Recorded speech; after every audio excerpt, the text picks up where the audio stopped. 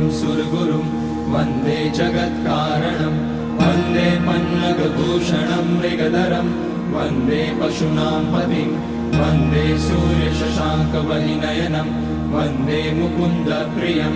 वन्दे भक्तजनाश्रयं च वरदं वन्दे शिवं शङ्करम् ॐ मृत्युञ्जयाय रुद्राय नीलकण्ठाय शम्भवे अमृतेशाय शर्वाय महादेवाय ते नमः। नमस्तेऽस्तु भगवन् विश्वेश्वराय महादेवाय त्र्यम्बकाय त्रिपुरान्तकाय श्रीकाग्निकालाय कालाग्निरुद्राय नीलकण्ठाय मृत्युञ्जयाय सर्वेश्वराय सदाशिवाय श्रीमान् महादेवाय नमः। ॐ नमः शम्भवाय च मयोभवाय च नमः शङ्कराय च मयस्कराय च नमः शिवाय च शिवतराय च ॐ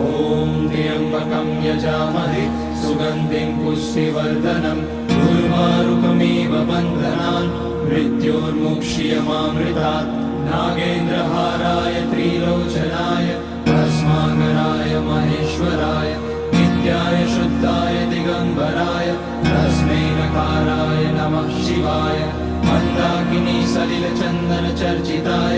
नन्दीश्वर प्रमथनाथ महेश्वराय मन्दार पुष्य बहुपुष्य सुपूजिताय तस्मै मकाराय नमः शिवाय शिवाय गौरीवदनाब्जवृन्द सूर्याय रक्षाध्वरनाशकाय श्रीनीलकण्ठाय वृषध्वजाय तस्मै शिकाराय नमः शिवाय वसिष्ठकुम्भोद्भगौतमार्य मुनीन्द्रदेवार्चितशेखराय चन्द्रार्कवैश्वानरलोचनाय तस्मै वकाराय नमः शिवाय यज्ञस्वरूपाय जटाधराय पिनाकहस्ताय सनातनाय दिव्याय देवाय दिगम्बराय तस्मै यकाराय नमः शिवाय पञ्चाक्षरमिदं पुण्यं यः पठेत् शिवसन्निधौ शिवलोकमवाप्नोति शिवेन सह मोदते।